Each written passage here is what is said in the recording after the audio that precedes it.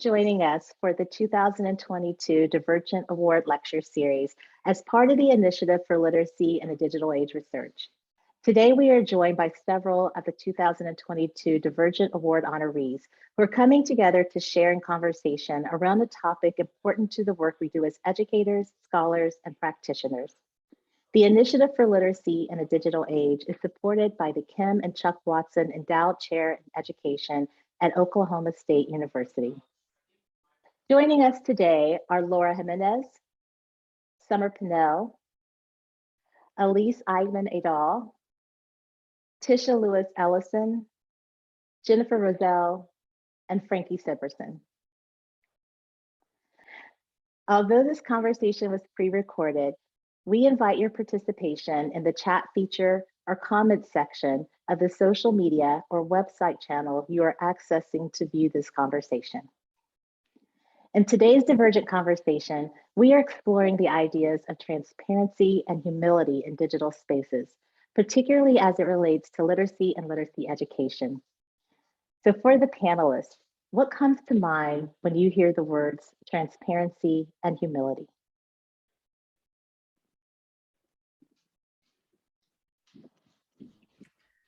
This is Laura Jimenez. I love that nobody wants to talk first, right? I think that's it, right? I mean, we're all like, oh, well, they probably have a good idea. Before I talk, I'm gonna wait for them to talk, right?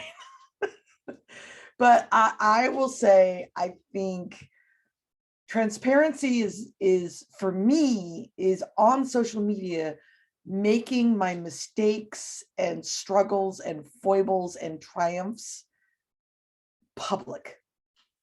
Right, and making them, you know, not always looking polished, right? So in other words, I knew we were pre-recording this, but right now it's like negative degrees outside, which I don't understand. And so I have hat hair. I could have tried to do something about it. Instead, I went the lesbian route and put on my Subaru cap, right? That's what I'm going to do, because that shows the kind of life I'm living, right? And for me, humility is always looking for people that know so much more than I do, right? That can express things so much better than I do, and that I can learn from. All right, so somebody else now. Oh, that's lovely. Who's going to follow that? I'll thank you so much. It's also negative degrees here in Vermont, and the wind chill this morning was negative 25, which means my toddler is also home and in the room next to me napping. So if you hear like yelling, it's not me. But I agree with what Laura said about like having your mistakes, you know, on digital spaces. And I think part of that is not being afraid to ask questions. You know, sometimes I think people pose questions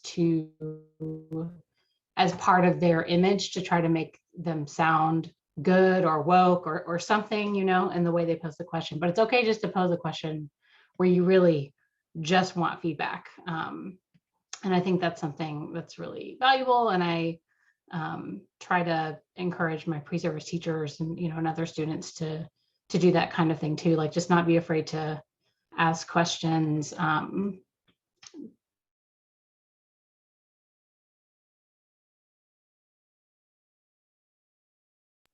We may be having a pause right now, Summer, like a lag. So I'm gonna, oh, you're back. Can you finish that last thought, Summer? Or at least it paused on my end, and I don't want to miss anything that you said around your pre-service teachers asking those authentic questions. Yeah, sorry, my internet is not always the best. I think I was just rambling about saying, trying to encourage them to ask those questions and get feedback and to accept constructive feedback. Like I have them participate in Twitter chats and things like that, where they're talking with a lot of other teachers with a range of experience. I think it's just good for them to get that kind of practice.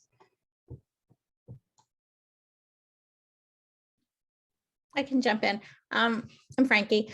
I've been blogging with Mary Lee Hahn for like, I don't know, before blogs were a thing we started. And so it was interesting because branding wasn't a thing. We were really just kind of thinking together. And what ended up happening, Laura, this made me think of this, is we started connecting with like librarians and pre-service teachers. And all of a sudden that little tiny circle that we had got bigger, and like there was no choice but to learn from people who had a different set of expertise than we did. And so, I think about that. And I also think about, I blogged as a classroom teacher for 15 years. And it is hard to be honest, but to also value the children and the families and not ask questions that, when you're in a public space, there's always, I wanted to make sure that I was reflective and that it was honest struggle, but also in a way that protected the people that I work, the families and children. So that to me is really trickier on social media than it is other places. But that's what I think about when I think about transparency and honesty. How do we stay honest with our learning, but also protect the people that are most important? Yeah, Elise, you want to go ahead? No, go ahead. You got in there first. Okay. No, I could really appreciate this question. I was thinking about it in terms of just literally, transparency, being open, honest, candid, and humility, not thinking of yourself as better than someone else. And so I've seen a combination of transparency and humility character traits in digital spaces. I've seen the ways in which we communicate on social media, and in some ways in which we try to appear as though we know more or are better. And then in some cases, I know for myself, like my love for social media in the beginning is that I was feeling and being a little bit too transparent while trying to stay humble. But as these regulations, especially Facebook, or I guess I should say Meta, and the fact that our data does not really belong to us, I have tried to be less on. I'm actually doing a social media fast right now, which has kind of been a little bit difficult because I just celebrated a birthday last Saturday. And, some people were like, I want to post, but I can't. Like, I guess I have a block on it. But I'm really learning how to keep those intimate parts of myself more private. Thank you. Hey, thank you, Summer. And happy birthday to you as well. I do want to also mention last year, I participated in a lot of I think it's the Digital Media Lab with Renee Hobbs. And you have librarians, you have teachers from all over, you have, I guess, people who are tech people. You have all kinds of people on those spaces. And that was such a safe, transparent community. And I felt like I don't even know what to contribute, but it was just, they just welcomed me with open arms. And I just felt that the things that I can share, whether it was academic or personal, it was a way for me to feel like my voice and my thoughts were valid and valued. I love that. I was thinking, and I don't know, Tisha, you and I came in at about the same time and maybe with a sort of similar thought. I loved the whole thread starting with Laura about that kind of named the aspirations that we want for ourselves and the spaces that we're in and for our students, which would be high in transparency and run on a kind of humility that's collaborative, the sort of crowdsourcing democratic aspiration, all of which I think is true, but it's embedded in an industry and set of platforms which are increasingly not transparent. And as you can see from my background, I'm out in Berkeley, which puts me close to the industry, which is like the least filled with humility in the world. We've, just finished the Theranos trial out here. So this kind of tension, it feels to me like transparency and humility are points of great tension. And in some ways, the move to Web 2.0 and people talking about Web 3, Web 2 and Web 3, the consolidation that's part of that, the move of so many platforms toward proprietary control of data, proprietary control of algorithms, sources and methods in effect, and then a sort of move toward toward a moment when we know that even our major platforms that we all depend on to run the services that where we want to create those safe spaces, increasingly can't even manage themselves. Like they have unleashed something that even their engineers can't really fully control. So it's even in many cases, the industry is often not transparent even to itself. I was really interested in a couple of years ago, we're in this sort of big chess boom in the country. A lot of people playing chess, Queen's Gambit, whatever, et cetera, kind of launched this. And there's that tradition of building AI around computers that will play chess. And it's been a long time that computers can beat people in chess. But the way they built those computers, the early ones, to beat people is to have them learn the same way that we humans learn, like study all the great games, look at all the examples, read all the material about chess. So it's like the computer is learning like a human being, only it can do 10 or 15 or 20 years of learning in 3 days, but it's the same basic path. And then a few years ago, using AI, they didn't do any of that. And now the best chess computer in the world is one that over the course of a couple of days, the engineers just gave it chess rules and it played itself for basically 2 or 3 days, had no input, and is now the best chess computer in the world by just learning from its own gaming of itself. And the folks who created it know what it does, but they don't actually, there's not even really an algorithm underneath that they can look at to see how the thing is playing. So it is just this interesting moment where these tools, to me, everything that everyone said, we want to create those spaces so we can use these tools to learn and create community and build new knowledge. But it's embedded in a moment where the tech itself is harder to treat with humility and with transparency and with control. So it feels like an interesting 2 words that were pulled out for this year. Absolutely. Jennifer. you wanna Yeah, add something? so thank you. Hi, everybody. Hi, Tisha. Hi, Deetra. Thank you so much, Shelby. This is like the most delightful thing. And I have to say, I know I'm not allowed to talk beyond the question, but I love that award. I have it on my desk and it's like so many conversations have emerged from that award. Anyway, and I love this question. It's a great out of the box question. I think I have odd responses. So I would say I am my most content when I'm transparent and feeling humble, because I feel like myself, and I feel that that comes with age. It's happened. I mean, I don't know how much older I am than people here, but I feel like I've been doing this for a long time. And the more I'm transparent and the more I have humility, the more I enjoy the job. Unfortunately, you don't always see that in academia.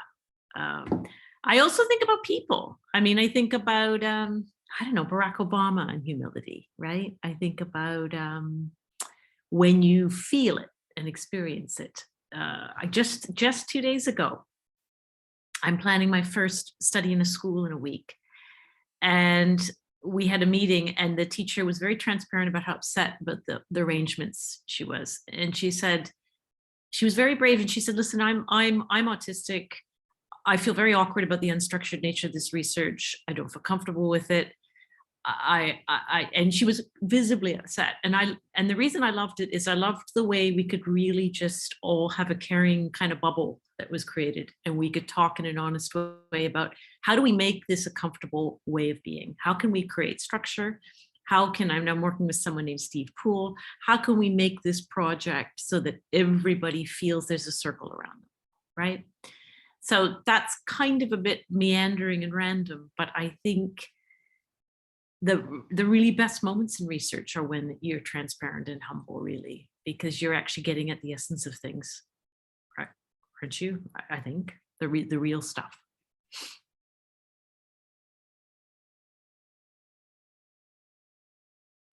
I feel like I'm just taking so many notes. Were there any tidbits that stood out to anyone else that you want to build a little bit on? There were just so many gems I think you all already talked about in this conversation. So I want to give us another pass to keep building and thinking about those ideas you heard from each other that you want to expand a little bit. I'm also taking notes, so I've got I've got my pen, right?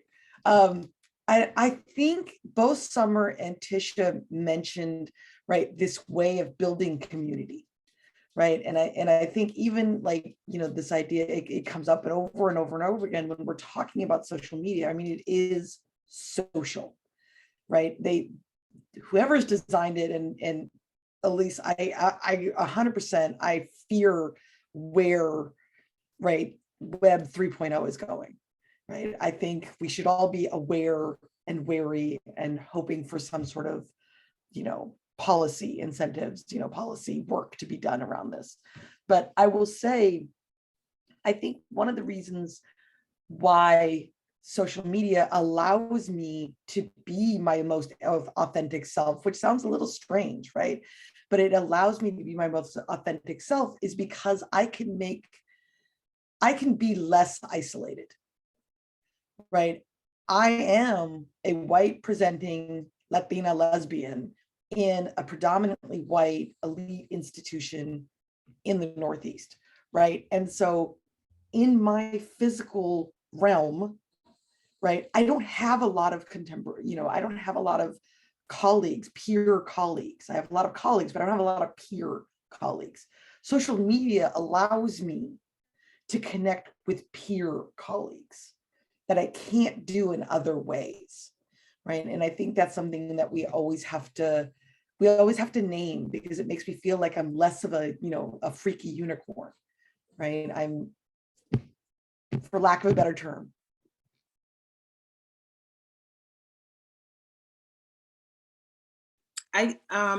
Thank you, Laura, for saying that, and everyone else. I did also want to mention the other type of community that I was involved in along with my graduate research assistant, also my doc student. I guess it was at the heart of the pandemic, and we just decided to connect with some of our research partners or our participants that, and these were Black fathers and their daughters. We had just done completed our research with them, and we just wanted to check in with them. This was not for research purposes. This was not because we were going to discuss it later in an article. We just really wanted to check in to see how they were doing. At that time, I had just lost my dear mom. She passed, and it was the height of the pandemic, and George Floyd was publicly lynched in front of all of us in that brutal, horrific act. And my grad student, who is an Asian female, she had experienced lots of xenophobia, not only just in the community, but on campus, right? On campus. And so we were all sharing and comforting each other, being extremely candid, extremely transparent. They're comforting me, with my loss. And, you know, trying to understand how my grad student was, you know, feeling and getting blamed for this pandemic, you know, that we're in. And then also she and I are trying to understand these fathers who are Black fathers that we, you know, you can't understand it only by listening. And then the girls came on, and then we were able to understand how they were feeling and being transparent, having to now be 100% remote. And so it was just, I mean, I think this is what this conversation kind of entails, and how everyone is always going through something, right? And I'm gonna be honest, I'm throwing myself out there. I mean, I don't really feel that I can be too transparent in my academic space, you know, because I'm not valued there. You know, I get my value and validation through, you know, some of the people like you and people who know me, who really know me, who really love me. But, you know, I just feel like with the academy, there's always some level of, you know, taking. There's a lot of taking. And so if I'm going to be transparent in that kind of toxic space, then I need to understand that there are some consequences that are happening in that regard. So I would rather be, in some cases, transparent on social media than in an academic space, which is kind of weird. I mean, this is an academic space, what we're on here, but I'm seeing it as a little bit less heavy. So anyway, I'm going to stop right there, because I was thinking like, oh, should I even say that? But oh my gosh, there's so many things I could say, but this is being recorded and I don't know exactly where it's going, but I think I've said enough to share how I really feel. I think that's really powerful, and I'm glad that you said that. And it really points to this very interesting, like, liminal nature of all of these tools. So like the safety that comes from feeling, you know, private, let's say, with a community of people that may not be physically present, but you can access on social media. Yet the recording or the records are actually really not necessarily private, and just like a stray email that you just wish had not been passed along from somebody to somebody else because you hadn't actually imagined that audience. All these spaces are so liminal, and so they're both like wonderful and scary at the same time. We've been following, I'm sure everybody else, we've been following through the Writing Project Network how many teachers are struggling with the censorship and state bans and things that are going on now. And again and again and again, some of the pieces of evidence that people are using to promote censorship and promote these state bans are clips or things they witnessed from teachers in remote instruction in a digital space like Zoom, where previously that teacher would have had the intimacy of the classroom, all the students face to face, an opportunity to sort of see how somebody's processing. Is someone upset by a particular thing? Have they misinterpreted a particular thing? Have I said something and I see those looks and I'll say it again to make sure I'm clear? All of which, using the same tools, were kind of unavailable to us in many remote instruction situations, and provided a record. So the tools are ambiguous. It feels to me like what many people are saying is that the aspiration for transparency and humility are things people bring to spaces and try to enact in the space or create in the space. They're not necessarily a property of the tool in a way, but of the people who want to create that culture together, is sort of what it sounds like to me. I wonder, Tisha, I really appreciate what you said, because I was thinking along similar lines, like, where are we safe to be transparent? You know, just classroom teachers and teachers right now, the way they're getting attacked on social media. You know, I feel like as a learner, transparency and humility is my best place to be, but not being in a school right now. And, you know, remembering what you said about everybody's going through something, like, I don't ever want to put a teacher on social media, like that piece. I'm working with pre-service teachers now, and just, you know, that you have to also take care of yourself. So where, you know, I think that's a piece that I hadn't thought about before. Where are we? Where can we be transparent? You know, and it's not everywhere. It's probably very few spaces. It's our best place, but yeah, that was really powerful, I think. And I think there's a lot in that for us to think about even after. So thank you.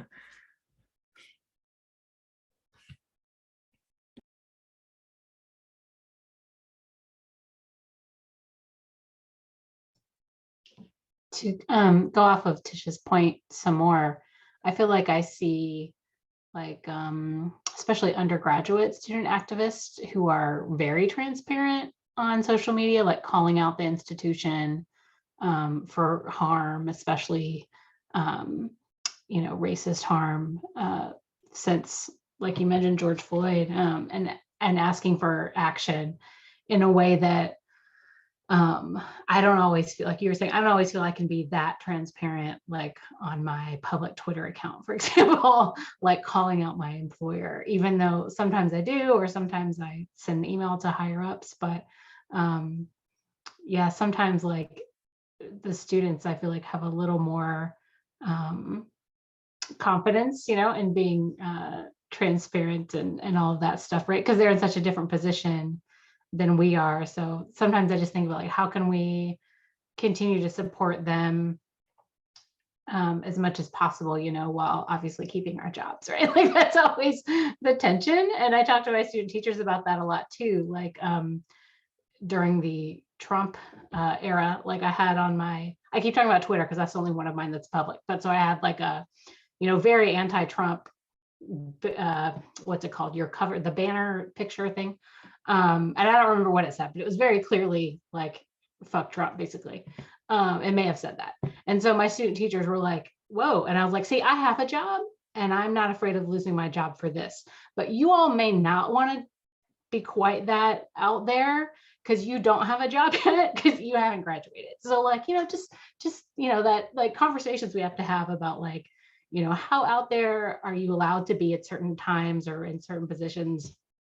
It's definitely a conversation I'm sure we've all had with our pre-service teachers, you know, about professionalism and what counts and what we can push back on and what we can't, depending on the stage we're at in our life. Yeah, there's a lot of consequences when you are transparent. And so sometimes it's very, you have to see like, can I say this? Should I say this? What's the consequence gonna be? I remember a colleague told me that whatever you put in an email, pretend that, well, don't put anything in an email that you wouldn't want CNN, you know, blasted on CNN. And I've always I've always kept that. Sometimes I've forgotten, but I need to bring that back because yeah, it can be used against you in some cases. And we've seen people have lost some of their jobs around this time, not like this great resignation era, but they've actually lost their jobs for some things kind of similar. Right. Oh, and I'm not telling you, Tisha, okay, this is not for you, but I'm going to say it out loud.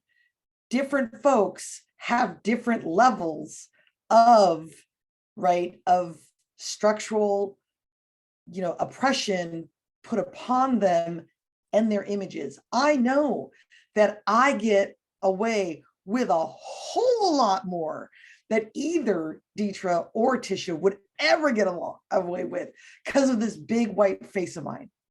I walk into a space and they see an old white lady. Okay. And that buys me an enormous amount of freedom. And I will use every last drop of it before they realize what is actually happening.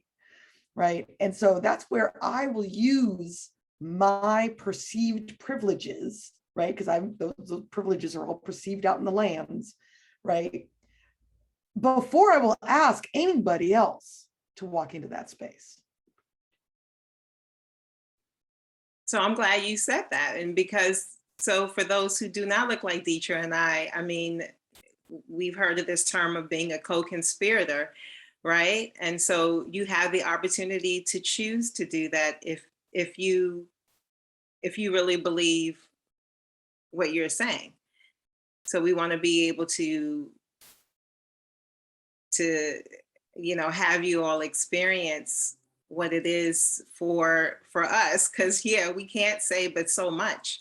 And nobody, well, I'm not going to speak for Deetra, but like when people first see me, they don't think, oh, PhD, da da da da. They think, oh, Black woman, let me hold my purse tighter, or let me challenge her. I mean, even with my students, in some cases. So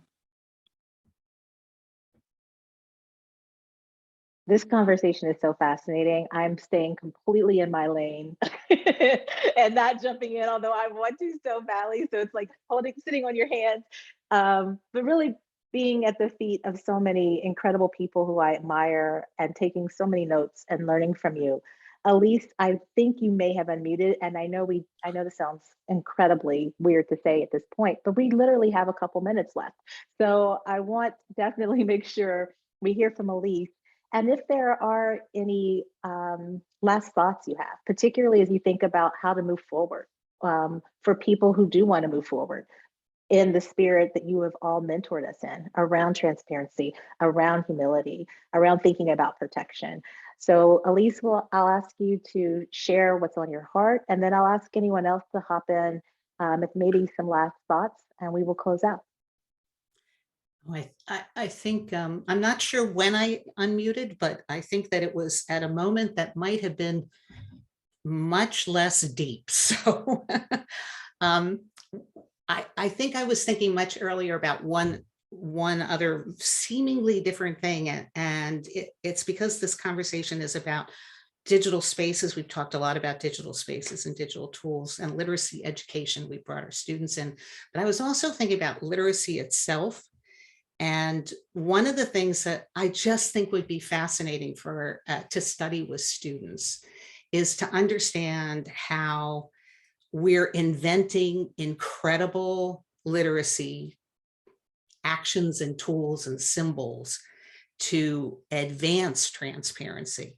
Like if you think of emojis, if you think about the use now of exclamation points beyond like the history of written language, there have never been more exclamation points being used than now in almost every email. That's great! Exclamation point, exclamation point. All these tools to kind of bring the person and the heart into the text in that these tools are asking us to do, so that in fact we can make ourselves visible and transparency. We can also, and transparent, we can also manipulate, we can also be misunderstood with all of those same things. But it feels to me like there's just an incredible, and also around activism and organizing, that there's a moment of such huge cultural invention around language, something we take for granted, like the hashtag. I mean, that now it's almost unthinkable to imagine organizing structures without something like the hashtag. So I kind of also just was thinking, to appreciate that human beings are incredibly inventive in their literate activity. And that could be a great thing to bring into our, for literacy educators, for English teachers, for them to appreciate they're living in this moment, that they could be looking with their students at everything all around them in digital spaces, and making that the text, as much a text that we study now as all of those books on the bookshelf. And that was what was in my mind whenever I unmuted. I'm so grateful that you held on to those thoughts. That's a skill that I do not have. So thank you for sharing that with us and giving us those ideas to think about how to engage our students around those conversations. Before we wrap up, I just want to open up the floor again for any final thoughts. I just wanted to acknowledge my co-winner, Cheryl McLean, because she's on Thursday. We've been separated, so she's on Thursday. I suppose the other thing I thought about with transparency and humility is how young people use digital spaces in really transparent ways, and I'm humbled by that. I think it's amazing the way they can be so open about themselves and honest in ways I don't feel I can actually. So I suppose that's one other thing. No, absolutely. All right, if there are no final thoughts, I just want to say thank you all for the opportunity to be a fly on the wall and to learn from you and to, of course, walk away with so many more questions. I wish there were part 2 and part 3 of this interview so that we could keep thinking. I feel like this almost turns into an NCPE conference presentation. Hint, hint. Maybe too sooner than later. But congratulations again to each of you for your recognition as Divergent Award honorees and for all of your contributions to the field of literacy and education. Thanks again, everyone. Thank you, Dietrich and Shelby.